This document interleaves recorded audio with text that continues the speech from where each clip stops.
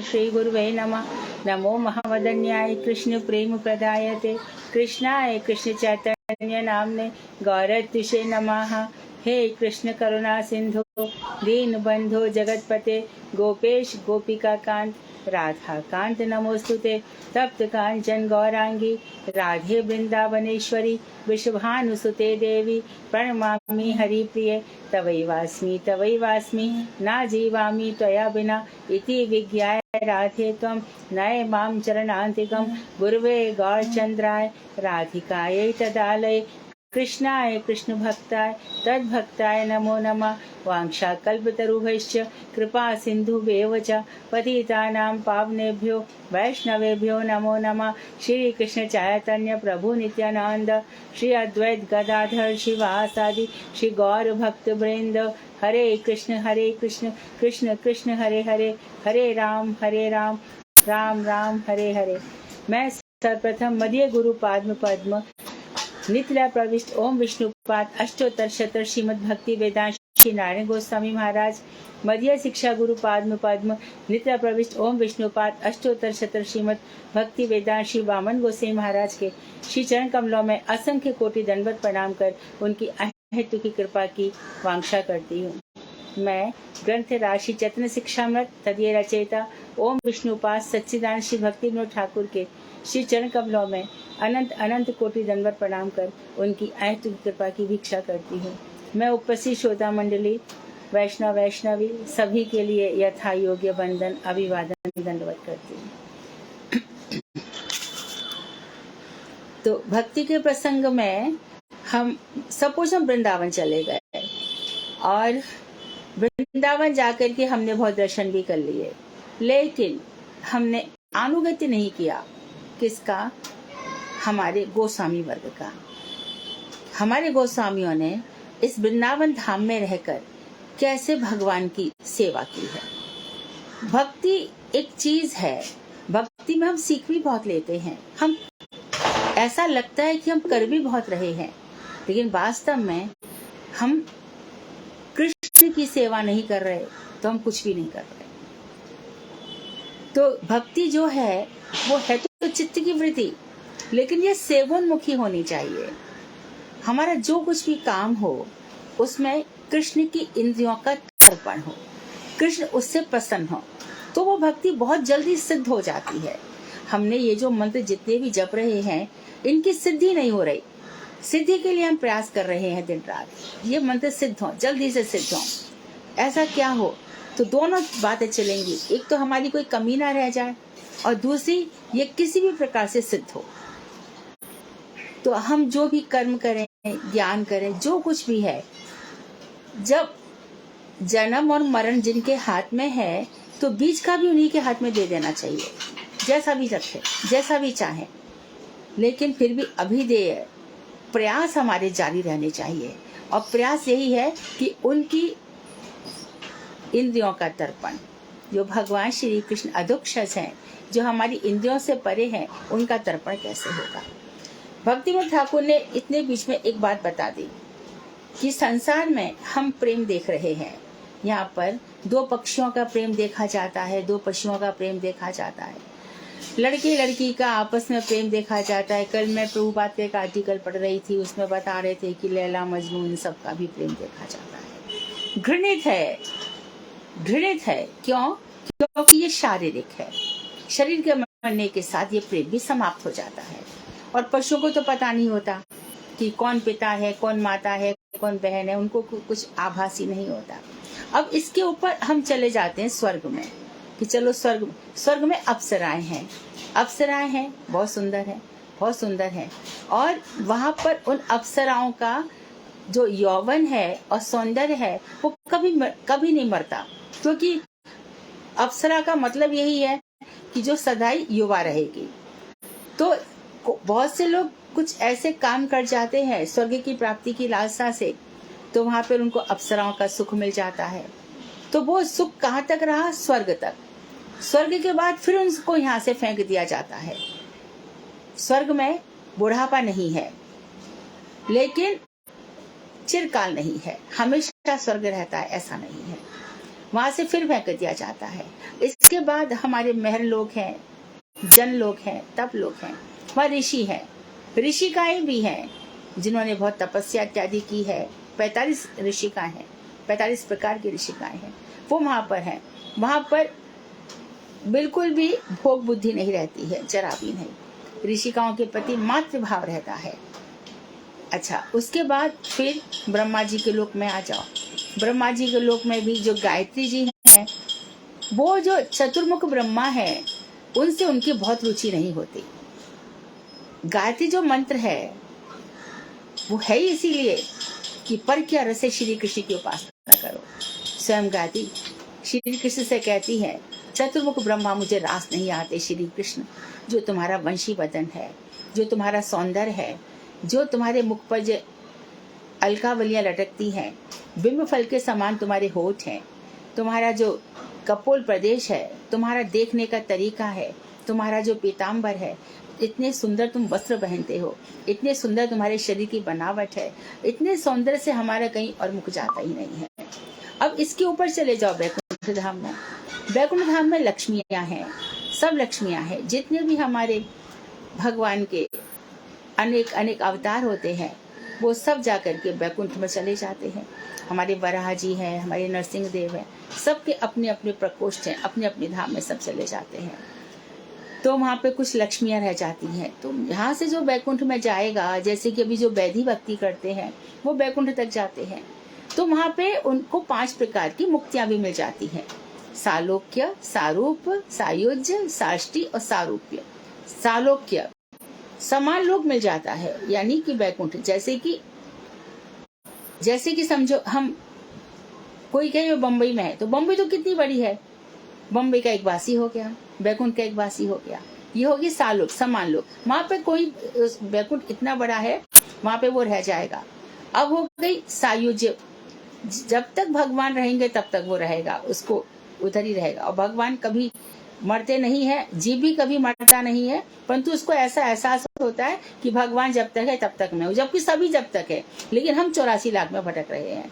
सारूप्य, भगवान के समान रूप मिल जाता है।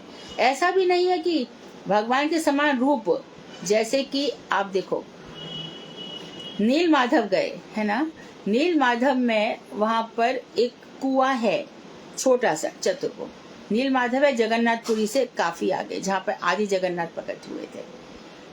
तो वहां पर जो विश्वावसु वहां पर गए थे, वहां पे हमने देखा एक चौकोर टाइप कुआं है। तो वहां के जो पुजारी जी थे वो बता रहे थे कि यहाँ से जो भी उड़ेगा वो चतुर्भुज स्वरूप धारण कर लेगा, चाहे वो कोई भी क्यों ना हो। तो अक्सर करके ऐसा होता है कि वहां से कोई उड़ता ही नहीं है। कभी कभी सदियों में एक कभी कोई उड़ जाए, तो वहां पे जो जाएगा तो बैकुंठ मिल गया उसको, बिना कुछ करे कराए, खाली इतनी भगवान की कृपा से। तो वहां पे वो चतुर्भुज धारण कर लेते हैं। और साष्टी, जो भगवान के समान ऐश्वर्य है, साष्टी जितना ऐश्वर्य है वो सब उनको दिखाई देता है। और क्षमता उसकी योग्यता भी बढ़ जाती है उस ऐश्वर्य का भोग करने की। जैसे कि नरक में जाने वाले की योग्यता उसकी शरीर की होती है। ये जो हमारा शरीर है, ये नरक की यातनाओं को झेल नहीं सकता, बिल्कुल नहीं झेल सकता। नरक की यातनाओं को जो झेल नहीं सकता, क्योंकि नरक में जैसे कि श्रीमद् भागवत के 5वें स्कंद के 28वें अध्याय में 27 प्रकार के नरक बताए हैं। अब एक साधारण सा नरक है, साधारण सी बात है। कोई स्त्री यदि किसी पुरुष से प्रेम करती है जो अपना नहीं है, और जो एक पुरुष जो अपनी स्त्री को छोड़ करके दूसरे से प्रेम करता है, तो लिखा हुआ है कि वहां पर लोहे का स्त्री या लोहे का पुरुष बना दिया जाता है, उसको खूब गर्म कर दिया जाता है, वहां उसको आलिंगन करवाया जाता है और फिर उसको गरम गरम कढ़ाई में डाल दिया जाता है। तो इस शरीर से तो नरक नहीं भोग सकते। तो इस हमारी आत्मा कौन सा शरीर धारण कर लेती है? नारकीय शरीर धारण कर लेती है। ये तो नरक का शरीर हो गया। अब ऊपर जो बैकुंठ का लोक है, कोई कहता है कि भैया मुझे पशु पक्षी किसी भी योनि में डाल दो, लेकिन आपका नाम ना छूटे, आपका नाम ना छूटे। तो ये पशु पक्षी अलग तरह के होंगे, ये अलग तरह के होंगे। ये कहाँ पर चले जाएंगे? जहाँ पर भगवान श्री कृष्ण वृंदावन में रह रहे हैं, या इस समय वो जिस भी ब्रह्मांड में रह रहे हैं वहां पर पशु पक्षी की योनि मिल जाएगी, क्योंकि एक बार भी भगवान का नाम लिया तो बेकार नहीं जाएगा। तो बैकुंठ में जो लक्ष्मियां होती हैं वो भगवान के लिए होती हैं। अब जो ऊपर गोलोक धाम है वहां पर जो हमारी किशोरी जी हैं, और किशोरी जी के यूथ में ग्रुप में बहुत सारी मंजरियां हैं, बहुत सारी मंजरियां हैं। और अभी जो साधना कर रहा है उसी मंजरी भाव की प्राप्ति के लिए साधना कर रहा है। वहां पे अधिकार मिले रूप मंजरी के अनुगत्य में, जहाँ रूप मंजरी हमसे कहे अरे वहां वस्त्र रखा है जरा उठा तो लाओ, वहां पे चंदन रखा है जरा उठा लो, जरा अंगराग रखा है वो उठा लो। तो इन सब भावों के साथ जब हम वृंदावन धाम में प्रवेश करते हैं तो हमारा वृंदावन जाना हुआ, या हम परिक्रमा में जाते हैं तो हमारा परिक्रमा करना हुआ। बाकी हम वहां क्या और क्या करने जाएंगे बताओ। तो इस तरह से वैदिक भक्ति जब रागानुगा भक्ति की तरफ बढ़ती है तो मेरा प्रेम कैसा हो, मेरा प्रेम कैसा हो। रूप मंजरी ने, मेरे गुरुजी ने किस तरह की आराधना की है। जो मंत्र मुझे मिले हैं, मेरे गुरुदेव भी तो वही मंत्र जपते हैं, परंतु उनके हृदय के सारे सारे पट खुल गए। भोग बुद्धि नहीं है उनके अंदर, संसार को एक मिनट में छोड़ दिया। ऐसा क्या किया स्वामी महाराज ने, भगवान गोसाई महाराज, भक्ति वल्लभ तीर्थ महाराज, भक्ति विज्ञान भारती गोसाई महाराज, ये क्या किया इन लोगों ने। हेमलता ठाकुरानी, गंगा माता गोस्वामी ने इस सत्य को पहचान लिया और अपने जीवन को सफल बना लिया। किताबों में बहुत कुछ लिखा है लेकिन समझ में नहीं आएगा, नहीं आ सकता जब तक कि साधु संग नहीं होता। और साधु भी कैसे हो, रसिक साधु होने चाहिए जो रस ब्रह्म की उपासना करते हो। तो इसी क्रम में हमने लास्ट हमारी वैदिक भक्ति चल रही थी, हम उसी वैदिक भक्ति के आगे पढ़ेंगे जहां पर कह रहे हैं, पेज नंबर है, आज का पेज है 71 और शीर्षक है भक्ति रहित कर्म योग और ज्ञान निष्फल है। यही पेज है ना?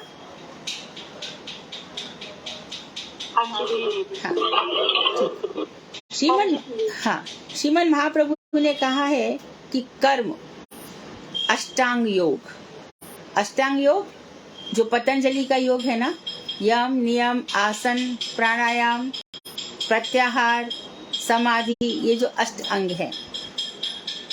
और ज्ञान को किन्हीं किन्हीं शास्त्रों में साधन कहा गया है, भजन नहीं कह रहे यहाँ पर, ध्यान दीजिए। साधन और भजन में अंतर है।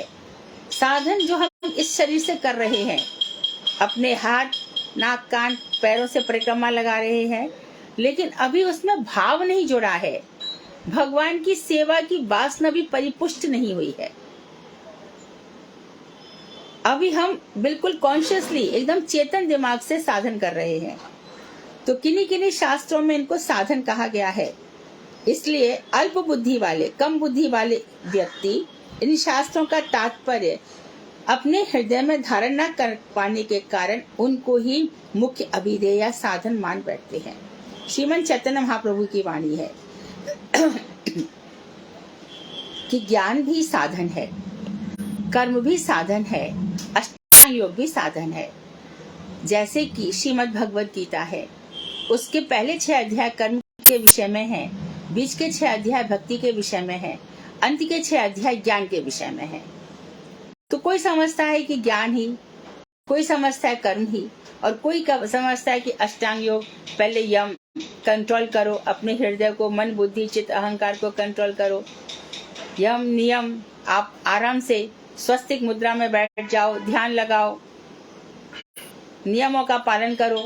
यम नियम आसन, वेदांत में लिखा है एक आपका जो आसन है भजन का, एक आसन होना चाहिए, एक ही स्थान पर होना चाहिए, जिसको हम क्या कहते हैं, यह उनका साधना स्थल है, यह उनका साधना स्थल है। तो वहाँ पर वो आसन लगा करके बैठते हैं और अपना नाम जप करते हैं। कोई 1 घंटा बैठता है, कोई 2 घंटा बैठता है, कोई आसन ऐसे करके बैठ जाता है, कोई दोनों पैर उकड़ू करके ऐसे बैठ जाता है, लेकिन स्वस्तिक आसन की प्रशंसा की गई है। अच्छा, ये सब वर्णन किया गया है। आसन, फिर प्राणायाम, तो कोई अपनी सांस रोक करके भगवान का ध्यान केंद्रित करता है। फिर प्रत्याहार, सब अपनी इंद्रियों को सब जगह से हटा लो, कछुए की तरह एकदम भगवान में लगा दो, और फिर समाधि अवस्था में पहुंच जाओ। इस तरह से वर्णन आता है। कहीं पर किसी को लगता है कि यही ध्यान है। आप ध्यान दीजिए कि जब आप या हम किसी आचार्य की स्थल पे जाते हैं तो हम कभी ये सुनते हैं कि ये उनका साधना स्थल है। हम क्या सुनते हैं, ये उनकी भजन कुटीर है। तो साधना और भजन में अंतर हुआ ना। और साधना, हम जाएंगे किसी के यहाँ, ये उनका साधना स्थल है, ये साधना केंद्र है। और एक भजन है, भजन भावों के साथ जो होता है। तो ऐसे कोई कोई शास्त्रों में बताया गया है, परंतु लोग क्या करते हैं, गलती से इस साधन को ही मुख्य साधन या मुख्य अभिधेय मान लेते हैं। इसका तात्पर्य समझ नहीं पाते, तो इसको अभिधेय साधन मान बैठते हैं। अधिकार भेद से मनुष्य अनेक प्रकार के हैं, तो सब मनुष्यों का अधिकार है। भगवान ने इस जगत में सब कुछ रच डाला है, सब कुछ रच डाला है। आपको ध्यान होगा, मैंने एक दफा बताया भी था कि हमारे जो पूर्व राष्ट्रपति थे प्रणब मुखर्जी, उनको राष्ट्रपति भवन में रहने का बहुत शौक था। तो उन्होंने अपनी स्पीच में कहा था कि मैं कभी राष्ट्रपति भवन जाना चाहता हूँ, चाहे मुझे घोड़ा भी बनना पड़े। हम उनमें से हैं, हमें ब्रज में जगह मिल जाए, चाहे हमें कुछ भी रहना पड़े। यह हम लोगों की भावना होती है। तो इस संसार में भगवान ने बहुत प्रकार का संसार रच दिया है। कहीं पर इतनी अधिक संपत्ति, इतना अधिक आकर्षण, इतना अधिक महल इत्यादि बना दिए हैं, और कहीं पर एकदम गरीबों की कुटिया। और खुद भी तो देखो ना, जहाँ पर वो तिरुपति बालाजी बनकर बैठे हैं, वहां पर कितना पैसा है कुछ मालूम नहीं है, कोई उसका अंत नहीं है। और कहीं कहीं पर वृंदावन चले जाओ और पता चलेगा कि यहाँ पर बहुत बड़े गोस्वामी ने भजन किया है, लेकिन बड़ी साधारण सी पूजा चल रही है। ये भगवान ने ऐसा चित्र विचित्र संसार रच रखा है।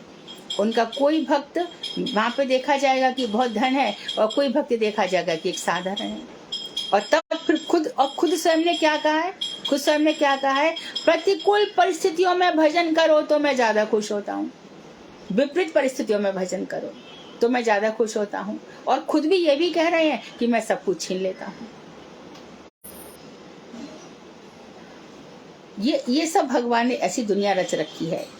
तो अधिकार भेद से मनुष्य अनेक प्रकार के हैं, और प्रवृत्त निवृत्त भेद से वे दो प्रकार के हैं। कुछ तो इस संसार में घुस जाता है, और कोई कोई विरक्त हो जाता है। कैसे? अक्रूर जी को जब भगवान ने हस्तिनापुर भेजा कि जाओ धृतराष्ट्र को देख करके आओ, अपने छोटे भाई पांडवों का क्या राजकाज जो ठीक से रख रहे हैं, कि कैसे उनके बच्चों को संभाल रहे हैं।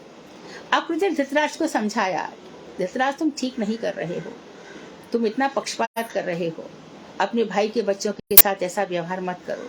तो धृतराष्ट्र ने क्या उत्तर दिया, मैं जानता हूँ धर्म क्या होता है, परंतु धर्म में प्रवृत्ति मुझे नहीं आती, मैं धर्म में घुसना ही नहीं चाहता, ये मेरे स्वभाव में नहीं है। अक्रूर जी, मैं जानता हूँ कि अधर्म क्या होता है, परंतु मैं निवृत्ति, अधर्म से मैं हट नहीं सकता, दुर्योधन के प्रति मेरा मोह है। तो इस तरह से दो प्रकार के लोग हैं, प्रवृत्त जो इस संसार के कर्मों में प्रवृत्त हो जाते हैं, और एक प्रकार के ऐसे लोग हैं जो धीरे धीरे सब कुछ छोड़ते चले जाते हैं, निवृत्ति परायण हो जाते हैं। भगवान श्री कृष्ण का अर्थ भी यही है, कृष्ण और राम। कृष्ण और राम दो प्रकार के शब्दों से बना है। कृष्ण जो सबको आकर्षित कर ले, और रा का अर्थ है निवृत्ति परायक, निवृत्ति परायण, आनंद प्रदान करे, संसार से विरक्ति दिला दे, ऐसा आनंद। विरक्ति में मन सुस्त नहीं होता, मन दुखी नहीं होता, बहुत आनंद आता है एक प्रकार का। तो जिसने मेरे चित्त को आकर्षित कर लिया है, और निवृत्ति परक, निवृत्ति मतलब क्या, वैराग्य, संसार से वैराग्य, संपूर्ण वैराग्य, और फिर उसको आनंद होता है। जो होगा होने दो, मैं नहीं रहती तो भी तो होता, मेरे रहने से हो रहा है तो भी होता, मैं नहीं जाता तो भी होता। ये सब कुछ जाने सदियों से चल रहा है, अनादिकाल से सृष्टि चल रही है। तो इस तरह से दो प्रकार के लोग हैं, प्रवृत्ति जो संसार में घुस जाते हैं, निवृत्ति जो यहाँ से निकल आते हैं। इन अधिकारों में स्थित व्यक्ति उससे ऊपर के स्थान को प्राप्त करने के लिए, तो अब हमको जो जहाँ पर रह रहे हैं इस भूमंडल में, इससे ऊंचे स्थान को प्राप्त करने के लिए वे साधन करते हैं। ये साधन गौण मात्र हैं, कर्म, ज्ञान और ये योग, योगासन, ये गौण मात्र है, ये मुख्य साधन नहीं है। इन साधनों का फल केवल एक सीढ़ी आगे बढ़ा देना मात्र है, बस एक सीढ़ी पहुंच गए, इसके आगे कुछ नहीं। अतएव बृहत तत्व की प्राप्ति में उन साधनों का स्थान अति तुच्छ या गौण है। और हम जो बृहत ब्रह्म तत्व जो है, विष्णु तत्व जो है, जो सर्वव्यापक है, सबके हृदय में स्थित है, जो अखिल ब्रह्मांड नायक है, जिन्होंने ये सारे संसार को रच रखा है, उनको पाने के लिए जाना चाहें तो वहाँ कर्म ज्ञान की बिसात नहीं रहती है वहाँ कोई, क्योंकि कर्म अपना फल दे करके मर जाता है। कर्म का काम यही है कि वो फल देगा, चाहे कुछ भी करो, बिना इच्छा के भी करो तो भी कर्म फल देगा। इसी प्रकार से ज्ञान, जिस ज्ञान में भगवान का भजन नहीं है, वो ज्ञान हमें, मानो कभी कोई शुष्क ज्ञान हो जाए, चलो भैया अहम ब्रह्मास्मि, मैं ही ब्रह्म हूँ, ऐसा भी ज्ञान हो जाए तो भजन की फिर एकदम भजन ही खराब हो जाएगा। तो इन साधनों का फल केवल एक सीढ़ी बढ़ा देना मात्र है। अतएव जो विष्णु तत्व है, बृहत तत्व, ब्रह्म तत्व की प्राप्ति में इन साधनों का स्थान अति तुच्छ कहा या गौण है।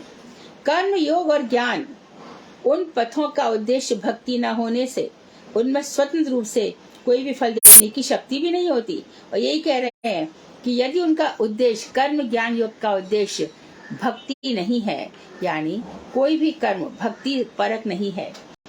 देखो, हमने परिक्रमा की गोवर्धन की और हम बातचीत करते रह गए और यहाँ वहाँ इधर उधर कर लिया और भगवान से हम जुड़े ही नहीं, तो वो हमारी परिक्रमा भी कर्म बन जाएगी। जो परिक्रमा सनातन गोस्वामी दिन रात दिया करते थे, और जिन सनातन गोस्वामी के लिए जो चकलेश्वर महादेव पे भजन करते थे, तो मच्छर आने लगे, सनातन गोस्वामी वहां से चलने लगे, तो शिव जी ने कहा सनातन रुको, यहाँ मच्छर नहीं होंगे। परिक्रमा उन लोगों की है। हर रास्ते में मानसी गंगा जय हरदेव, गिरवर की परिक्रमा दे, कुंड कुंड चढ़ना मत ले, अपनो जन्म सफल कर ले। हर कुंड में, ये ऐरावत कुंड है, तुरंत कथा याद आ जाएगी किस तरह से हमारे भगवान का इंद्र ऐरावत हाथी को लाया था। ऐरावत हाथी की सूंड पर कलश रख कर लाया था, रक्त जलित कलश था वो, उस पर ऊपर से विरजा नदी का पानी लाया था, उससे भगवान का अभिषेक किया था। और ये अभिषेक का जल, अच्छा यही गोविंद कुंड है, ये सुरभि कुंड है। हाँ, ये सुरभि को लेकर आया था। किस लिए लाया था इंद्र? इसलिए लाया था कि सुरभि को देख करके भगवान प्रसन्न होंगे और मेरे अपराध क्षमा कर देंगे। ये नवल कुंड है, ये अप्सरा कुंड है, यहाँ पर किशोर किशोरी जटिला कुटिला को देख करके द्रवीभूत हो गए थे। यही कदम खंडी है, यहाँ पे महाराज हुआ था। तो जो इन स्थानों का दर्शन करते हुए जा रहा है, यही दान घाटी है, जहाँ पर किशोरी जी से दान लिया था और दान में टैक्स मांगा था। कर में क्या मांगा था? राधिका जी से प्रेम मांगा था। प्रेम ही टैक्स है, यही देना पड़ेगा। यहीं पर दधी ले करके भावरी ऋषि के यज्ञ में हमारी गोपियां गई थी। तो ये जो पग पग पे, इसलिए परम गुरुदेव कहते थे तुम लोग परिक्रमा नहीं कर रहे हो, तुम लोग खाली परिश्रम कर रहे हो, परिक्रमा तो मैं कर रहा हूं।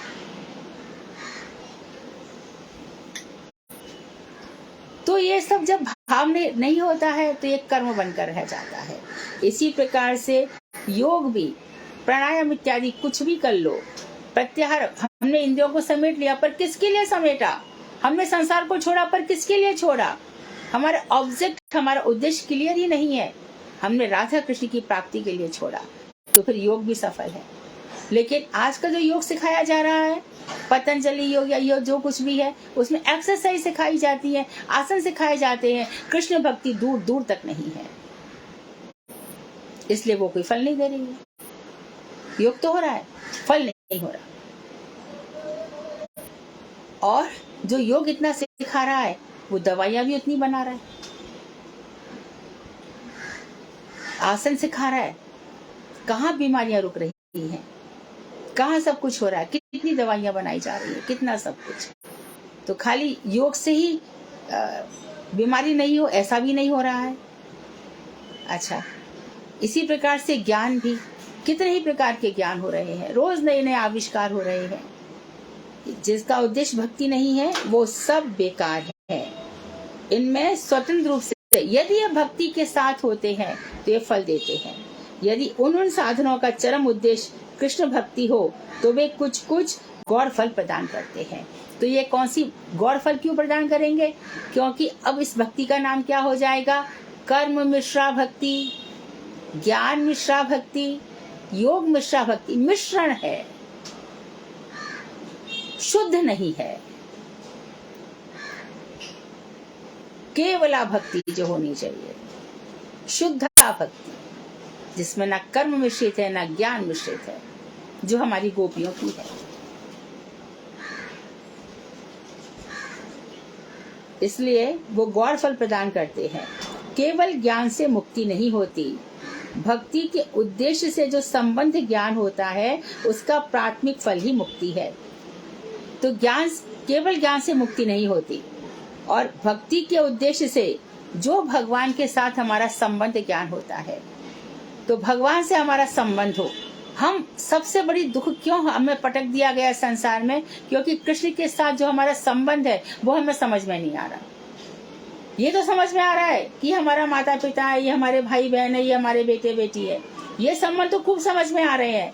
परंतु अनादिकाल से जो हमारे साथ हैं, जिनकी तटस्थ शक्ति से हम निकले हैं, उनके साथ हमको संबंध समझते समझते करोड़ों जन्म निकल जाते हैं। और जो मरणशील हैं और खुद हम कितने बार मर रहे हैं, उन संबंधों के चक्कर में हम लोग पड़े रहते हैं। तो इसका तो वो बता रहे हैं कि संबंध ज्ञान होते ही मुक्ति तो हो ही गई, क्योंकि आपका संसार से संबंध छूट गया तो आप मुक्ति तो हो ही गए। जैसे भगवान के साथ संबंध हुआ, भगवान के साथ संबंध होते ही होते क्या हो जाता है? व्यक्ति निष्पाप होता चला जाता है। उसके अंदर किसी प्रकार की आसक्ति नहीं रहती, क्योंकि सारे पाप किसके लिए होते हैं? जिनसे हमने संबंध मान रखा है। जिन बेटा बेटियों के लिए हम इतने सारे पाप करते हैं, वो बेटा बेटी हमारे साथ नहीं जाते, हमारे पाप हमारे साथ चले जाते हैं। धृतराष्ट्र के साथ क्या गया, और उनमें से कोई हमारे साथ नहीं जाता। तो संबंध तो हमारा, जिस समय संसार से संबंध छूटा, भगवान के साथ संबंध हुआ, मुक्ति तो हमारी उसी समय हो गई। भक्ति ही उस ज्ञान के भीतर से अनायासी गौर तथा क्षुद्र फलस्वरूप मुक्ति प्रदान करती है। तो भक्ति ज्ञान के भीतर से, अनायास मतलब अपने आप सहज ही, उसको भक्त को मुक्ति की आवश्यकता नहीं है, उसको गौर और क्षुद्र फल स्वरूप। तो मुक्ति क्या है? गौर फल है, मुख्य फल नहीं है। वो अपने आप ही हो जाएगा। जैसे कि कोई 10वीं सीढ़ी चढ़ गया तो 9वीं सीढ़ी 9 सीढ़ी तो उसकी हो ही गई, उनको क्या चढ़ना है अभी। इसी प्रकार से जिसने भक्ति कर ली उसको तो मुक्ति मिल ही गई। वो क्षुद्र फल है, उसके विषय, क्षुद्र मतलब एकदम छोटा तुच्छ फल है, उसके विषय में क्या वर्णन करें। कर्म के संबंध में ये तो उन्होंने बता दिया ज्ञान का विचार। कर्म के संबंध में यह विचार है कि चारों वर्णों और चारों आश्रमों के उपयोगी जिन कर्मों का शास्त्रों में विधान है, उनका ही नाम धर्म है। गृहस्थ आश्रम, वानप्रस्थ, ब्रह्मचारी और संन्यासाश्रम 4 है, और 4 वर्ण है, ब्राह्मण, क्षत्रिय, वैश्य और शूद्र। इन चारों वर्णों को भैया तुम्हारा गृहस्थ धर्म ये है, कर्म बता दिए। ब्रह्मचारी का ये धर्म है, सन्यासी का ये धर्म है, वानप्रस्थी का ये धर्म है। ये क्षत्रिय धर्म है, देश की रक्षा करो। ये ब्राह्मण धर्म है, लोगों को शिक्षा दो। ये वैश्य धर्म है, गायों को पालो, सबकी रक्षा करो व्यापार के द्वारा, जो व्यापार से इनकम आ रही है। और शुद्ध है इसका सबकी सेवा करो। तो इन चारों में जो कर्तव्य हैं वो धर्म बता दिए गए। तो इसे त्रैवर्गिक धर्म कहा जा सकता है। इस ग्रंथ की द्वितीय दृष्टि में त्रैवर्गिक विषय का विवेचन किया जाएगा, तो इसको और बाद में बताया जाएगा। इस विषय में महाप्रभु जी क्या कह रहे हैं, वो ये कह रहे हैं, देखो क्या कह रहे हैं महाप्रभु जी ने हमें क्या बताया ग्रस्त लोगों के लिए। देह यात्रा, ये शरीर की यात्रा, संसार यात्रा आदि का स्वच्छंदता से निर्वाह करते हुए हम प्रवृत्त पुरुष मुख्य वैध साधन से बल प्राप्त करते हैं। देह यात्रा चल रही है और संसार में हम रह रहे हैं, स्वच्छंदता पूर्वक हम निर्वाह कर रहे हैं, किसी के बंधन में हम नहीं हैं, और हम भक्ति मार्ग में चल गए, भक्ति मार्ग में प्रवृत्त हो गए, तो इस साधन से हमको बल मिलता है।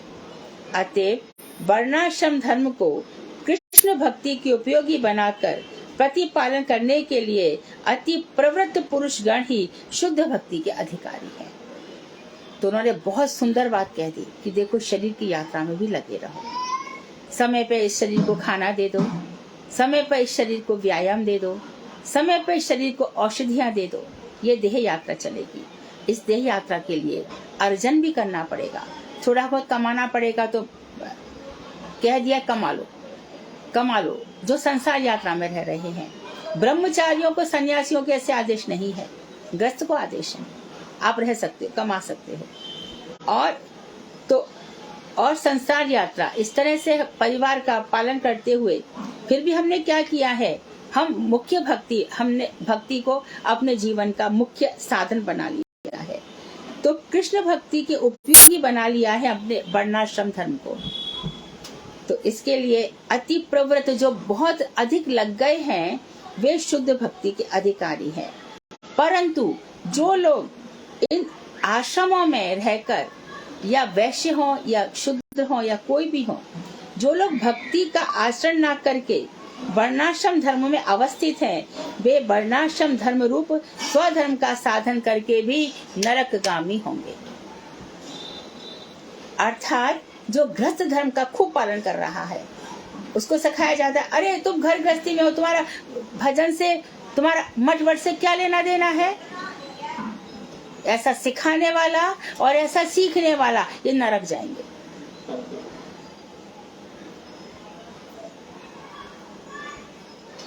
त्रिवर्ग की बात है, सन्यासी तो बात छोड़ दो, और शूद्रों की बात छोड़ दो, उनका तो धर्म ही सेवा धर्म है।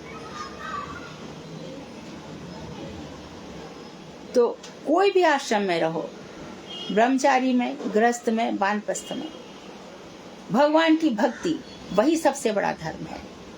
इसी को भीष्म पितामह के पास, जब भीष्म पितामह बाणशैया पर सो गए, तब भगवान श्री कृष्ण पांडवों को लेकर के गए, सब दाह संस्कार इत्यादि कर दिए गए, भूमि शुद्ध हो गई। उसके बाद पांडव बोले पितामह से मिलके जाते हैं।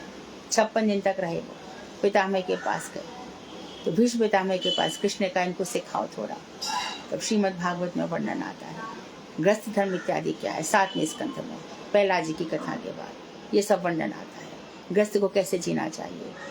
तब वो बता रहे हैं कि उनको उसी समय भगवान श्री कृष्ण के दर्शन होने लगे, और दर्शन होकर के वो विष्णु सहस्त्र नाम उनके मुख से निकला, विष्णु सहस्त्र नाम उनके मुख से निकला।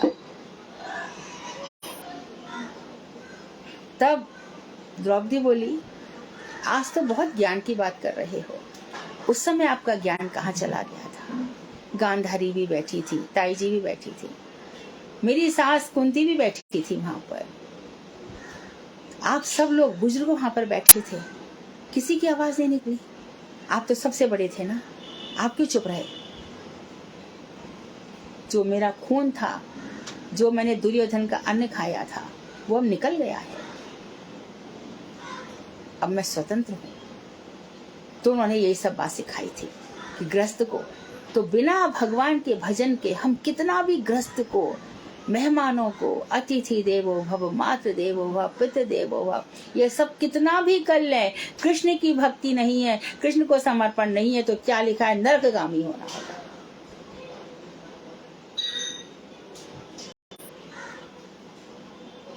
तो पत्नी, पति, माता, पिता, बेटा, बेटी, ये सब कृष्ण के हैं, इन भावों से होगा तो चल जाएगा। भगवान श्री कृष्ण को भोग अर्पण किया, इनको खिला दिया, जो कुछ भी हुआ भगवान श्री कृष्ण को अर्पण कर दिया। परंतु उनकी सेवा छोड़कर उनकी ही मात्र सेवा करी तो नरक जाना पड़ेगा। सोचो अब कहाँ पर, जब इन्हीं लोगों की सेवा को बता रहे हैं, तो जो लोग ये कहते हैं कि हमने गरीबों को दान दिया और हमने उनको, तो उनका क्या हाल है? उनको कहाँ बता रहे हैं कि आपको स्वर्ग मिलेगा?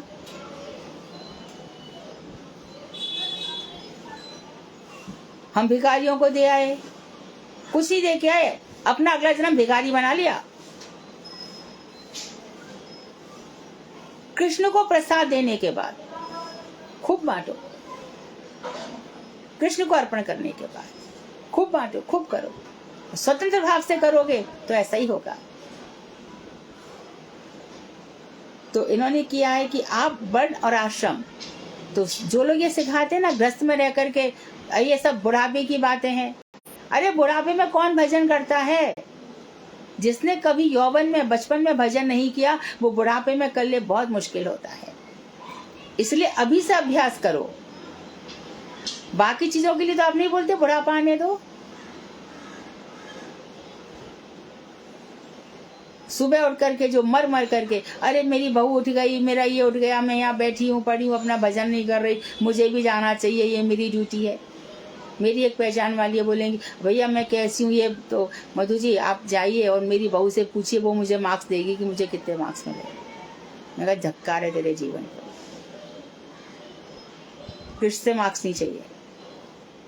और फिर अभी थोड़े दिन पहले कहती है कि मेरी बहू को गाड़ी चाहिए, मैं दे नहीं पा रही हूँ, तो उसका मेरे बीच में बड़ी अनबन आ रही है। इस संसार में कभी मांगे खत्म हुई है किसी की? आप किसी को प्रयास करके देख लो, एक के बाद एक के बाद एक के बाद एक, संतुष्ट तो है ही नहीं। इसलिए इन लोगों की, जो खुद नरकगामी लोग हैं, इसलिए प्रभुपाद जी कहते थे, सरस्वती प्रभुपाद, हम शवों की सेवा करने के लिए इधर नहीं आए हैं। इसलिए अपनी आत्मा के विषय में, अपनी आत्मा के विषय में सदैव सजग रहो। मेरा क्या होगा? क्या ये सब के लिए मैं आई थी यहाँ पर? इतना सब प्रपंच इस सब के लिए मैं आई थी। तो अपनी आत्मा के लिए सजग रहना सीखो, नहीं तो बहुत गड़बड़ हो जाएगी और बहुत देर भी हो जाएगी। इस ग्रंथ की तृतीय वृष्टि में साधन भक्ति का वर्णन है। वैध साधन भक्ति शुद्ध भक्ति होने पर प्रेम साधन के योग्य हो जाती है। तो शुरू में जो वैद्य साधन भक्ति है, जो नियम के अनुसार चलती है, वही धीरे धीरे शुद्ध भक्ति हो जाती है, और वही प्रेम साधन हमारा आरंभ हो जाता है, जो आगे बताएंगे। अब ये बता रहे हैं कि जो प्रेम है वो नित्य सिद्ध है। जीव का ईश्वर के प्रति जो प्रेम होता है, वही प्रेम जीव का स्वाभाविक नित्य धर्म है। यही जैव धर्म है। जैव जीव का क्या धर्म है? भगवान के प्रति प्रेम। वही हमारे सब कुछ है।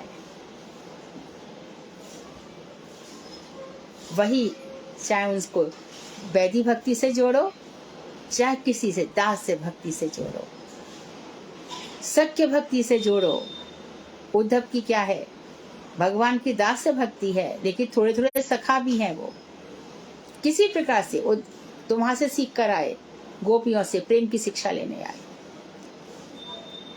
कहीं से भी ले लो, प्रारंभ ले लो, एकदम बेसिक। संसार के प्राण आधार हो तुम, श्री कृष्ण तुम्हारी जय होवे, मही भार उतारन हार हो तुम, श्री कृष्ण तुम्हारी जय होवे। संसार के प्राण आधार हो। सारा संसार आपने ये सृष्टि की है, उसमें से मैं एक जीव हूँ। मुझे पता है कि आप बाहर भी स्थित हो और मेरे हृदय में अंतर्यामी के रूप में भी स्थित हो। आओ मेरे हृदय को देखो। मेरे हृदय में आपके लिए जो भाव है उनका पोषण करो। संसार हटा दो, अपनी भक्ति दे दो। इसी हृदय में मैं आपका हो जाऊं। मही भार उतारन हार हो तुम, पृथ्वी के बोझ को हटाने वाले हो।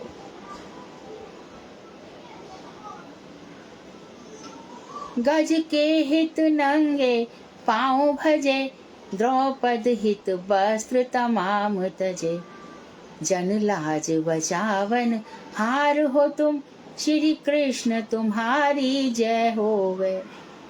हाथी के लिए आप नंगे पामी भग लिए, गरुड़ जी रास नहीं आए। गरुड़ बहुत धीरे चल रहा है, मेरे भक्त को कष्ट हो रहा है। गजेंद्र का क्या था? प्रथम जन्म में राजा इंद्रद्युम्न था,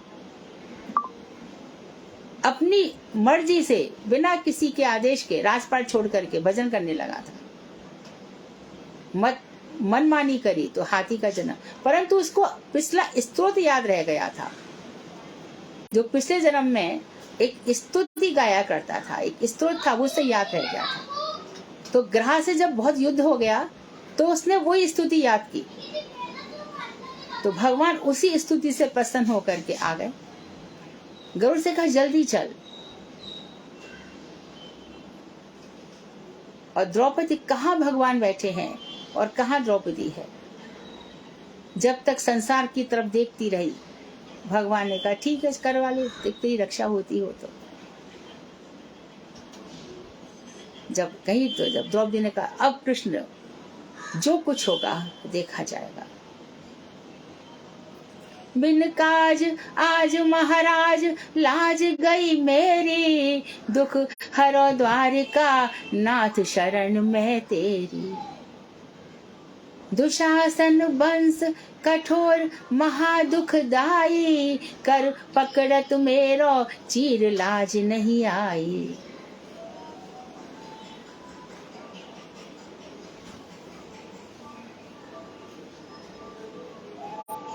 द्रौपदी रो रही है, ये दुशासन मेरा हाथ पकड़ रहा है, इसको लाज नहीं आती है, अपनी भाभी को इस तरह से खींच रहा है। और दुर्योधन इशारा कर रहा है आ इधर बैठ, आ इधर बैठ। भगवान भी कह रहे हैं क्या उनको, तो उनको क्या नहीं दिख रहा है? सब कुछ जानते हैं वो। यहाँ पर बैठ करके राम झरो के बैठ के सब काम उजरा ले, जैसी जाकी चाकरी तैसो ताकू दे। यहाँ बैठ करके सब कुछ देख रहे हैं, जिसका जैसा भाव है वैसा उसको दे देते हैं, एक चींटी को भी भूखा नहीं रखते। बहुत अच्छे सजा धजा करके एक डिबिया रखी है, उसमें सामान रखा है, बिल्कुल दूर दूर तक उम्मीद नहीं है कि इसमें चींटी घुसेगी, देखा तो उसमें चींटी का प्रवेश है।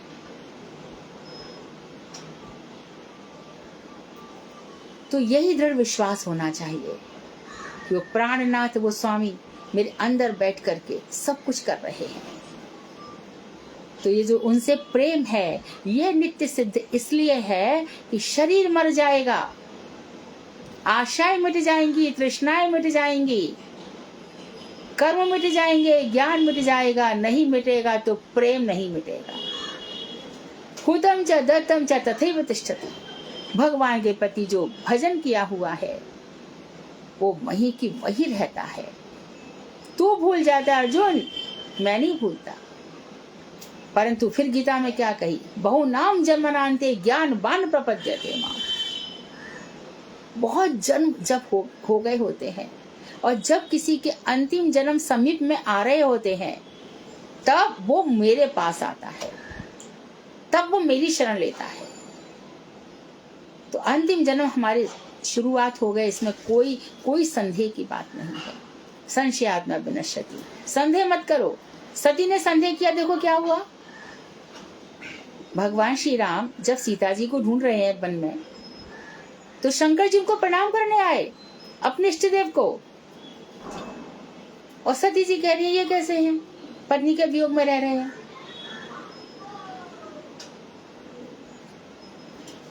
हे खग हे मधुकर श्रेणी, तुम देखी सीता मृग नैनी। भगवान पुकार रहे थे, हे पक्षियों, हे भौरे, मेरी जो सुंदर आंखों वाली, हिरण के समान चंचल आंखों वाली सीता को तुमने देखा है क्या? बोले अरे ये कैसे भगवान है, पत्नी के लिए इसलिए इतने विचलित हो रहे हैं। अरे इनकी नरवत लीला है, नहीं समझ पाए। तो क्या हुआ, पति ने ही त्याग दिया। क्योंकि शंकर तो परम वैष्णव है। जो परम वैष्णव है वो अभक्त को कैसे रखेगा, उसका संग क्यों करेगा? इसलिए शिव जी का संग करना चाहिए। गोपीश्वर महादेव की शरण लेनी चाहिए, परम वैष्णव है। तो वहां यह वितर्क उठ सकता है, यदि साध्य वस्तु नित्य सिद्ध है तब वह किस प्रकार साध्य हो सकती है। तो फिर जो नित्य सिद्ध है प्रेम, तो उसके लिए साधन क्यों करना है, ये प्रश्न आया।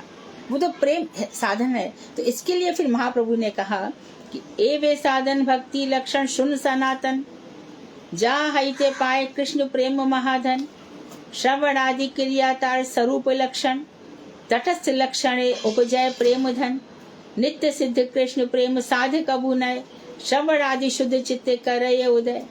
बहुत ही सुंदर बताया। श्रीमन महाप्रभु के इन वचनों का तात्पर्य है कि देखो सनातन सनो, सनातन गोस्वामी से कह रहे हैं कि जो प्रेम है, जो भगवान श्री कृष्ण से प्रेम है, यह सिद्ध है, हमेशा ही सिद्ध वस्तु है। पर जीव की माया मोहित दशा में यह प्रेम तटस्थ हो जाता है। जब वो माया में डूब जाता है तो जो अंदर का ये प्रेम है वो छिपा रह जाता है। और माया भी उन्हीं की है, उन्हीं के जीव हैं, उन्हीं की माया है, उन्हीं की भक्ति, उन्हीं का सब कुछ है। खेल वही है कि खेल खेल लो, क्या क्या उनका उनको समझ लो। इसीलिए कहते हैं कि तत्व को नहीं जानोगे तो भक्ति नहीं होगी। तत्व जानना बहुत जरूरी है। हम भी उनके, माया भी उनकी, किशोरी जी भी उनकी, भक्ति भी उनके चरणों में, और जितने संसार सब कुछ उनका ही है। परंतु उनकी माया जो त्रिगुणात्मक है, सतोगुणी तमोगुणी रजोगुणी, इसने इतना सब फैला रखा है। बड़े बड़े खेल खेलती है माया, और फिर भी देखो देखो भगवान का ही काम कर रही है, फिर भी बहिरंगा है। अंतरंगा तो किशोरी जी हैं। उनको प्रेम से सेवा कर रही हैं, उनको हर प्रकार से प्रसन्न कर रही हैं। और ये भी तो काम तो भगवान की कर रही है। माया बहिरंगा, सारे बहिरंग काम कर रही हैं। और भगवान ने इनका स्वरूप कैसा बनाया है, त्रिगुणात्मक, सतोगुणी तमोगुणी रजोगुणी। हर बात में दम्भ दिखाना, हमारे पास इतना पैसा है, मेरी बेटी के पास ये पैसा है, मेरा भाई के पास ये है, और मेरे ये क्या है।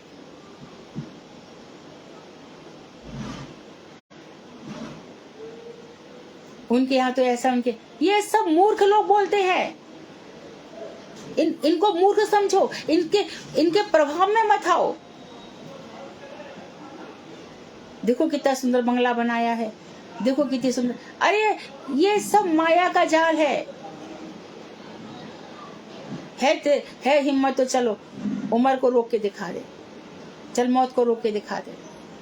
तो इतनी तेरी गाड़ियां आ गई ना, इतने तेरे बंगले बन गए ना, इतना सब कुछ हो गया ना, चल तेरे जो बुढ़ापा आ गया ना, तेरी इंद्रियां जो शिथिल हो गई हैं, चल तू बुढ़ापा कर ले, और क्या बटॉक्स जाने क्या क्या तू करवा ले, चल तेरी इंद्रियों की ताकत तो दिखा दे। इसलिए इनके सब चक्कर में हमें सुनना भी नहीं चाहिए। और सुन भी लिया, किसी कोई आदत किसी की पड़ी गई है तो समझो महामूर्ख है ये। इसकी बुद्धि यहीं तक है। कोई पक्षी कितना उड़ेगा, जहां तक उसकी बुद्धि है। हर पक्षी तो गरुड़ नहीं है, हर पक्षी तो तोता जैसा सुंदर नहीं है। तोता होगा तो सुखदेव जी की भी याद दिला देगा। कोई महाभक्त होगा तो कौआ को देख करके काक भुसुंडी की भी याद कर लेगा। कोई एक व्यक्ति सुअर को देखेगा तो सोचेगा क्या कर्म करके आया, सुअर योनि मिली। और एक व्यक्ति ये सोचेगा कब ये मरे, कब इसको काट के मैं खा जाऊं। संसार ऐसे ही लोगों का बना हुआ है, अपने अपने में सब है। और हम उन लोगों से प्रभावित हो जिसको अपना ठिकाना नहीं है। उनको हमने अपने सिर पे बैठा लिया। वो तो ऐसा बोल रहा है, वो तो ऐसा बोल रहा है, वो तो ऐसा करते वैसा करते। कौन है ये लोग? देखो कौन है ये लोग।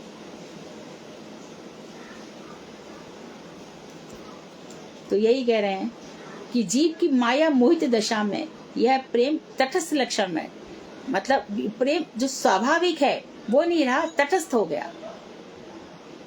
इस समय वह अपने स्वरूप लक्षण में उदित नहीं होता। जीव का स्वरूप क्या है? जैसे गुरु जी का स्वरूप क्या है? भक्त, परम भक्त, कृष्ण पृष्ठ, मुकुंद पृष्ठ, जो भगवान की अनुभूतियों में ही खोए है। वो गुरु गुरु थोड़ी है, आज ये लाओ, कल वो लाओ, परसों वो लाओ, ये क्या गुरु है? वो उनका स्वरूप लक्षण है। तो इस समय में स्वरूप लक्षण में उदित नहीं होता। कृष्ण नाम, कृष्ण गुण, कृष्ण रूप और कृष्ण की लीला, यानी रूप, गुण, नाम, गुण, रूप और लीला, इन कथाओं का श्रवण, कीर्तन, स्मरण आदि कार्य साधन भक्ति का स्वरूप लक्षण है। साधन भक्ति का स्वरूप लक्षण है इन सबको सुनना।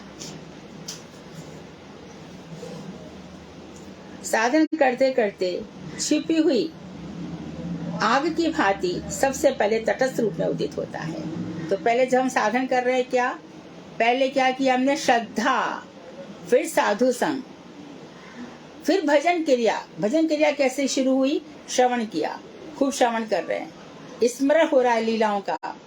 श्रीमद् भागवत जी की खूब लीलाएं सुनाई जा रही है, एक के बाद एक लीलाएं चल रही हैं। जयाति की कथा आई, अच्छा अम्बरीश की कथा आ गई, चित्रकेतु की कथा आ गई, ऐसे वृत्रासुर की कथा आ गई, शर्मिष्ठा की कथा आ गई, यदुवंश शुरू हो गया, भगवान श्री राम की कथा आ गई। ऐसे सब कथाएं चल रही हैं। कथाएं चलते चलते चलते चलते इतना प्रेम हो गया। तो ये जो श्रवण हो गया, अब दसम स्कंद आ गया, कृष्ण की बाल लीलाएं आई, और फिर हंस पड़े सब लोग, जो सारे यानी कि यम ब्रह्मा, जिसको वरुण इंद्र इत्यादि पा नहीं सकते, पीछे पीछे भागते रहते, जिनका दर्शन नहीं मिलता, वही एक बाल स्वरूप धारण करके यशोदा के आंगन की जो देह ली है उसको लांघने में असमर्थ हो रहे हैं। तो ऐसी विचित्र लीलाओं को सुन सुन करके तब ये श्रवण दशा हो जाती है। और कथा सुनाओ ना, अरे मुझे सुनाओ ना, राधा रसोधा निधि में क्या लिखा है, तो प्रबोधानंद सरस्वती वृंदावन महिमा शतक में क्या कह रहे हैं, जरा सुनाओ ना। और सुनाओ ना कृष्ण की कुछ और लीलाएं। दान घाटी पे कौन सी लीला की? अरे सुनाई तो थी, अरे फिर से सुनाओ ना। और वक्ता भी खूब आनंद ले लेके सुनाते हैं। और गुरुजी हर वर्ष ब्रजमंडल परिक्रमा में जाते, नवद्वीप परिक्रमा में जाते हैं, है ना, क्षेत्र मंडल जाते हैं, नील माधव वहां जाते, वही कथाएं हर बार जब गुरुदेव सुनाते हैं तो नई नई कथाएं लगती हैं, कितने आनंद से। तो वही वक्ता होते हैं, वही श्रोता होते हैं, पर आनंद कितना बढ़ जाता है। तो बता रहे हैं कि साधन करते करते छुपी कीर्तन, स्मरण आदि कार्य ही साधन भक्ति का स्वरूप लक्षण है। श्रवण, सुनना, और फिर कहना, और फिर स्मरण करना। अभी तक तो हम हरे कृष्ण महामंत्र जप रहे थे, हमें पता नहीं था कि हरे राम का क्या अर्थ है। अभी अभी हमें पता चल गया, हरे राम जो राधा जी के साथ रमण करते हैं, ऐसे राधा रमन लाल जी। तो बस पहुंच गए राधा रमण जी के मंदिर में, और वहां पर शुरू हो गए हरे कृष्ण महामंत्र गा रहे हैं, या फिर सुचारु वक्त्र मंडलम सुकर्ण रत्न कुंडलम सुचर्चितांग चंदनम नमामि नंद नंदनम श्याम सुंदर शिखंड शेखर इसमें रास मुरली मनोहर राधिका रसिक माम कृपा निधे स्वप्रिया चरण किंकरी करो, अपने प्रिया जी की किंकरी बना दो, ऐसी हम प्रार्थना करने लग जाते हैं। तो यह होता है श्रवण, पहले सुना जाए, फिर कीर्तन, फिर स्मरण। प्रसाद बनाते समय, कोई भी कार्य करते समय स्मरण रहता है, कितने भी कार्य करो। इसका प्रमाण भी गुरुदेव अपनी कथाओं में हमेशा ही सुनाते हैं, और बार बार भी सुनाते हैं कि एक व्यक्ति कहता है मुझे समय ही नहीं मिलता, तो शौच करते समय तो भगवान राम का नाम ले सकता है। वो शौच करते समय राम का नाम ले रहा था, हनुमान जी वहां से गुजरे, उठा करके एक लात मार दी, यही टाइम मिला तेरे को भगवान का नाम लेने के लिए। और जब भगवान श्री राम के पास गए तो राम कहा रहे थे, हनुमान जी बोले आपको क्या हो गया है? बोले तूने तो खुद किया, खुद ही कुछ पूछ रहा है, तू खुद ही पूछ रहा है मेरे से, तो मैंने क्या किया? तो तूने लात मारी, मैंने ऐसे एकदम, तो जब वो मेरा नाम ले रहा था।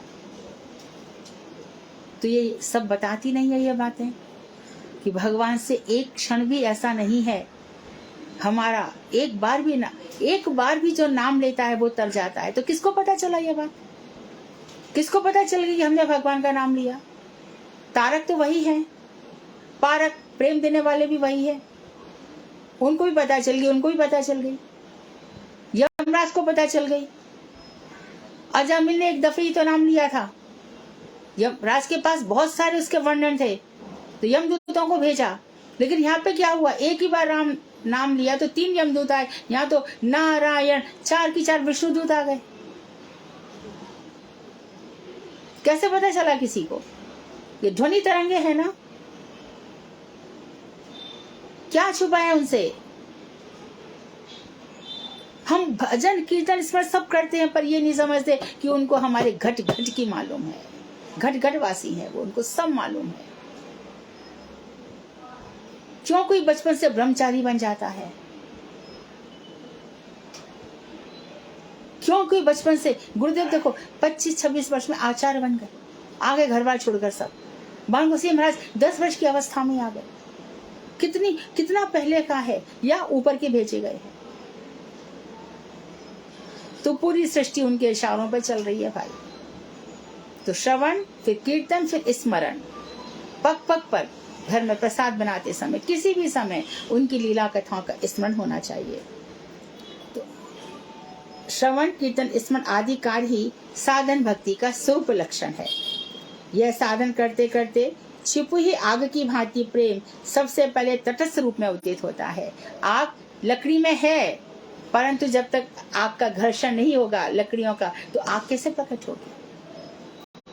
इसी प्रकार से हृदय में यह प्रेम छुपा हुआ है।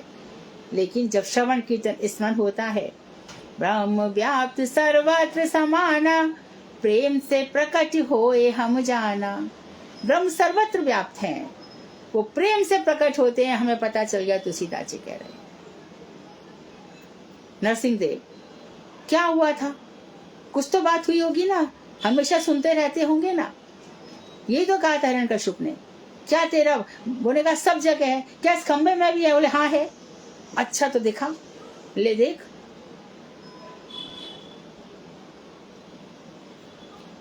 तो ये श्रवण कीर्तन स्मरण आदि कार्य ही साधन भक्ति के स्वरूप लक्षण है। साधन करते करते छुपी आग की भांति प्रेम सबसे पहले तटस्थ रूप में उदित होता है, और अंत में लिंग शरीर यानी ये स्थूल शरीर और मन बुद्धि चित्त अहंकार ये छूट जाने पर, अर्थात वस्तु सिद्धि के समय, वस्तु कौन है? भगवान श्री कृष्ण। स्वरूप सिद्धि हमारा क्या स्वरूप है? वस्तु सिद्धि के समय स्वरूप लक्षण में प्रकट हो जाता है, ये प्रेम एकदम प्रकट हो जाता है। और फिर जब ये प्रेम प्रकट होता है, उस प्रेम अवस्था में ही कृष्ण भक्त को स्वीकार कर लेते हैं। इस अवस्था में दर्शन दे सकते हैं। किशोरी जी को लोकनाथ गोस्वामी की जब सिद्धि हुई, तो बस वहां पे आए तो सिद्धि का समय आ गया।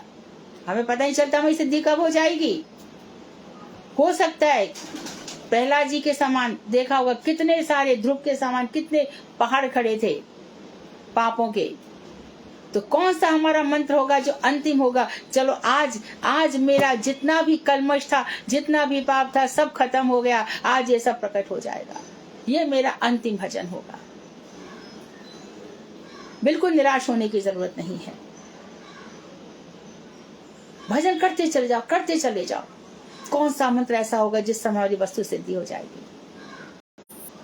नरोत्तम ठाकुर लोकनाथ गोस्वामी की हो गई, तो ऐसे नीचे झुके थे। एक किशोर आए, पानी पिला दो, पानी पिलाए, ऊपर देखा, पहचान गए, आपके लिए भजन नहीं किया था मैंने, मेरी राधा ठाकुरानी कहाँ है? किशोरी जी वहीं पर छुपी थी, अलक्षित भाव से एकदम प्रकट हो गई। देखा श्याम, ये मेरे भक्तों की अदा है। तो हम नहीं जानते, साधन करते करते करते करते कौन सा साधन का उस पॉइंट आएगा, वो चरमोत्कर्ष बिंदु होगा जहां हमारे ठाकुर जी प्रकट हो जाएंगे। हमारे स्वामी महाराज कितना किया, शिप में गए, 2-3 बार उनको हार्ट अटैक आए, हार मानी। ये भी कृष्ण की इच्छा है। बीमारी हो रही, ये भी कृष्ण की इच्छा है। स्वस्थ है, ये भी कृष्ण की इच्छा है। जो कुछ हो रहा है उनकी इच्छा है। भजन नहीं छूटे। जैसा शरीर है इसके साथ ही जिएंगे, भजन नहीं छूटे। तो वस्तु सिद्धि, कृष्ण प्रेम की सिद्धि हो जाएगी। अतः कृष्ण प्रेम सिद्ध वस्तु है, माया से ढकी हुई है। यह किसी साधन से पैदा नहीं होता, साधन से नहीं होगा। ये किससे होगा? कथा सुनने से शुद्ध चित्त में उदित हो पड़ता है। श्रवण बहुत आवश्यक है। कहीं भी नहीं लिखा है कि स्वयं पढ़ने से हो जाएगा, नहीं, नहीं होता। ये श्रौत परंपरा है ना। भगवान श्री कृष्ण ने 4 श्लोक कहे ब्रह्मा जी से, परंतु शक्ति बहुत दे दी उन्होंने।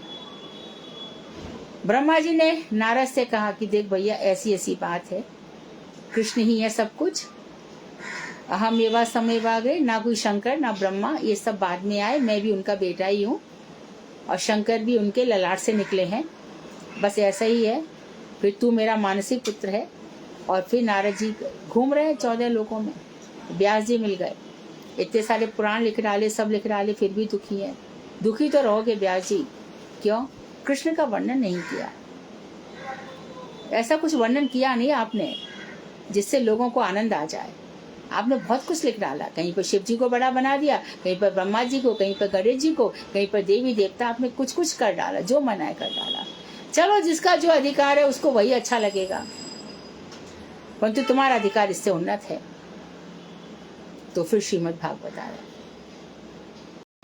तो वही है, शुद्ध चित्त में उदित हो पड़ता है। इसलिए साधन की आवश्यकता स्पष्ट दिख पड़ती है। साधन श्रवण कीर्तन इत्यादि करने ही पड़ेंगे। वांछा कल्पतरुभ्यश्च कृपा सिन्धुभ्येव च पतितानां पावनेभ्यो वैष्णवेभ्यो नमो नमः।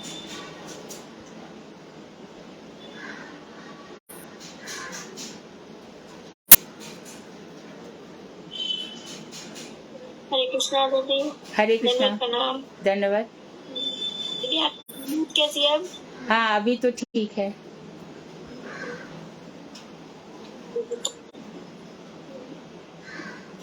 ब्लड प्रेशर एकदम 212 कुछ हो गया था, फिर जाना पड़ा। तो वो डॉक्टर तो ऐसे होते ही हैं, सीधा आईसीयू में डाल दिया और फिर हजारों टेस्ट। बीपी क्यों बड़ा समझ में नहीं आया, कोई रिपोर्ट सब नॉर्मल है। फिर घर पे आ गई, फिर वापस बढ़ गया। ऐसा कंटिन्यू 3 दिन हुआ। अच्छा, फिर दोबारा हो गया था कराने के बाद? हाँ।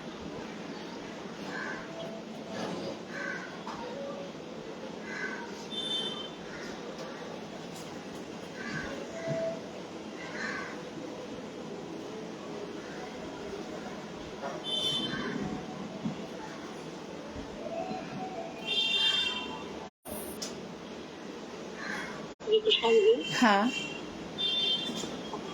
दीदी, इसमें ये लिखा है कि ये किसी साधन से पैदा नहीं होती। इसमें साधन क्या है?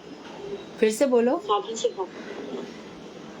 दीदी, इसमें ये लिखा है, लाइन है, यह किसी कृष्ण प्रेम सिद्ध वस्तु है, ये किसी साधन से पैदा नहीं। हाँ, ये साधन से नहीं होता है। इसको प्राप्त करने के लिए श्रवण कीर्तन स्मरण ही है।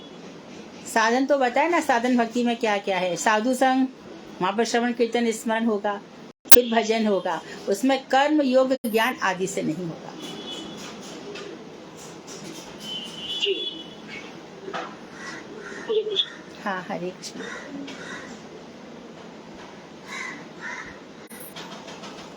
हरे कृष्णा दीदी, दंडवत प्रणाम। हाँ दीदी, शब्द त्रैवर्गिक का क्या मीनिंग है दीदी? किसका? दीदी, त्रैवर्गिक। त्रैवर्गिक 3 वर्ग। हाँ, इसमें शूद्र को छोड़ दिया जाता है, संन्यास को आगे बताएंगे। त्रिवर्ग लिया है उसमें, आगे बता देंगे तृतीय वृष्टि में।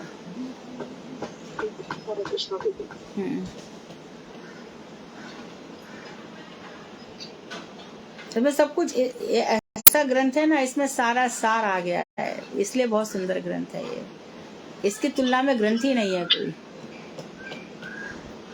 हरे कृष्ण दीदी। हाँ हाँ दीदी, ये है वैध साधन भक्ति, शुद्ध भक्ति होने पर प्रेम साधन की योग्य होती है। हाँ, जब हम वैदिक भक्ति करेंगे ना, अभी तो हम कर्तव्य के हिसाब से कर रहे हैं, रोज नियम के, तो फिर वैदिक भक्ति धीरे धीरे प्रेम भक्ति में बदल जाती है। तो इतना ज़्यादा वैदिक भक्ति में तो हमने नियम किया, घंटा कर लिया, 2 घंटा कर लिया, 3 घंटे हो गए, सुबह शाम संध्याएं हो गई, सब हो गई। परंतु बाद में फिर हृदय ऐसा हो जाता है कि 24 से 24 घंटे भक्ति करने की इच्छा होती है। फिर वो जो अवधूत अवस्था में है, जो बहुत ऊंचे पहुंचे हुए हैं, फिर उनके लिए ये सब नहीं रह जाता कि सुबह उठ करके उनको आनी करना ही है या ये करना है। वस्तु सिद्धि का जब जैसे गोपियां हैं, गोपियों में प्रेम प्रकट, गोपियां कहाँ आनी करती हैं, कहाँ कुछ करती हैं, भीलनिया है, ऐसी बात हो जाती है। सब नियम वहां पे रखे रह जाते, प्रेम ही प्रेम, प्रेम ही प्रेम रह जाता है। रूप गोस्वामी एक श्लोक बोलते थे, मूर्छित होकर गिर जाते थे, इतनी उनको प्रेम आता था, हृदय में उमड़ जाता था। जी दीदी, ये और वो था ना कि साध्य वस्तु नित्य सिद्ध है, किस प्रकार साध्य हो सकती है? तो वही उसी का उत्तर दिया उन्होंने कि माया से छुपा हुआ मन है तो साध्य, हमेशा नित्य सिद्धि रहेगी, लेकिन हृदय में प्रकट इसलिए नहीं हो रही कि मन माया से मोहित है।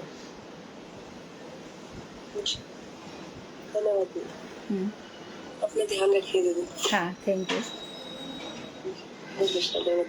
अरे बहुत ध्यान रखती हूँ मैं, परंतु पता नहीं कृष्ण की इच्छा क्या होती है। अपनी कोशिश तो ये करती दीदी, कृष्ण की इच्छा यही है कि आप थोड़ा रेस्ट करो। आप बिल्कुल रेस्ट नहीं करते। हाँ, रेस्ट नहीं, आप अपना ध्यान नहीं देते। मेरे को रात भर बात है। मैं सोची तो मुझे ऐसा लगता है कि मैंने बड़ा गलत काम कर दिया, मैं सो कैसे गई, मेरी भी कुछ गलतियां हैं। आप आराम भी करो दीदी, और क्लास बिल्कुल टाइम टू टाइम। और हाँ, time to time. Rajesh Prabhu ji भी कह रहे थे कि एक दिन कम कर दो, और कर दो दीदी, है ना। आप सही रहोगे तब तो हम भी आपके साथ कथा श्रवण कर सकते हैं। राजेश प्रभु कह रहे तो थे आप बिल्कुल आप अपना ध्यान गुरुवार हाँ, 1-2 हफ्ता ऐसी करूंगी, बाद में फिर ठीक रही तो कर लूंगी बराबर, क्योंकि मैं चाहती हूँ कि तुम लोग बहुत सीख लो, बहुत सीख लो, बहुत सीख लो, इतना सीख लो। आंसर क्लास भी है ना, संडे को ये दीदी लोग कर लेंगे, जिन्होंने क्वेश्चन बनाए ना उनको आंसर पता है, तो संडे को वही दीदी का हम सब सिर खा लेंगे, आप आराम करो।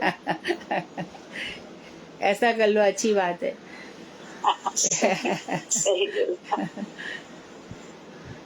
हाँ, आपस में डिस्कस कर सकते हो तुम लोग संडे को, सही बात है। ये दीदी संडे को है ना, चाहे 1-1.5 घंटे का सेशन रख ले, तो जो दीदी क्वेश्चन बना रहे हैं उनको आंसर पता ही है। हाँ, परंतु क्वेश्चन उसमें डाल देना। हाँ, क्वेश्चन उसमें डाल दो। हाँ दीदी, मंडे को या फिर फ्राइडे को भी कर सकते हैं ना, जैसे दीदी का 4 दिन क्लास में है, तो हम 5th डे हम अपना ही क्वेश्चन कर सकते हैं। हाँ। दीदी संडे को सभी फ्री रहते हैं, तो संडे को तो 1.5-2 घंटा निकल जाएगा, तो किसी को प्रॉब्लम नहीं होगी।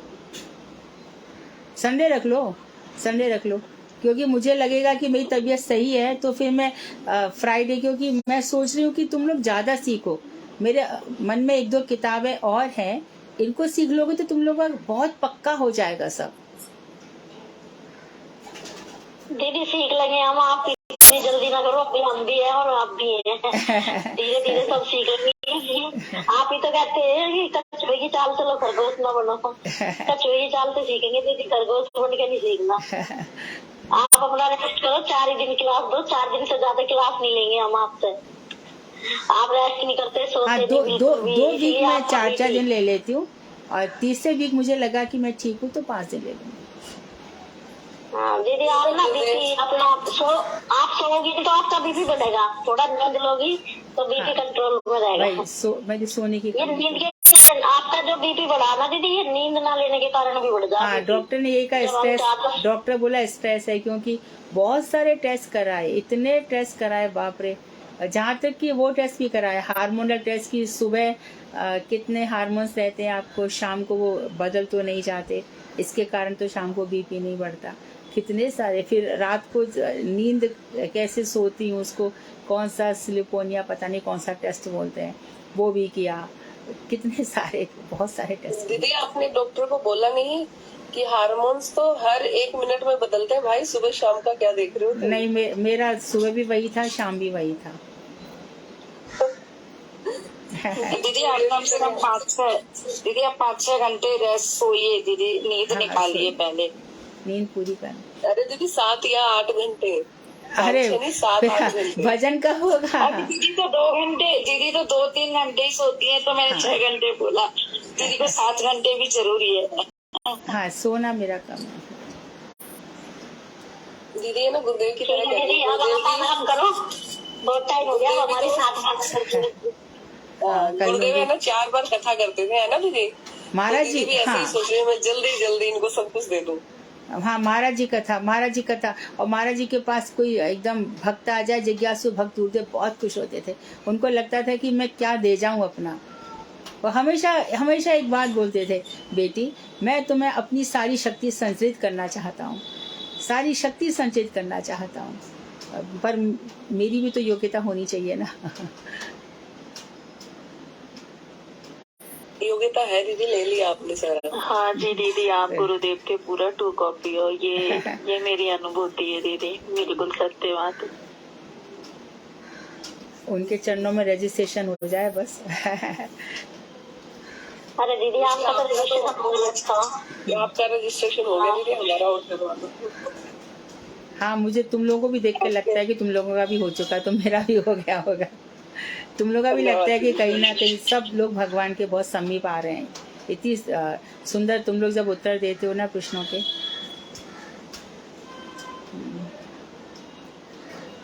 ठीक है ना? वांछा कल्पतरुभ्यश्च, दीदी आप आराम करो। हाँ, वांछा कल्पतरुभ्यश्च कृपा सिन्धुभ्येव च पतितानां पावनेभ्यो वैष्णवेभ्यो नमः। हरे कृष्ण दीदी। हाँ, हरे कृष्ण।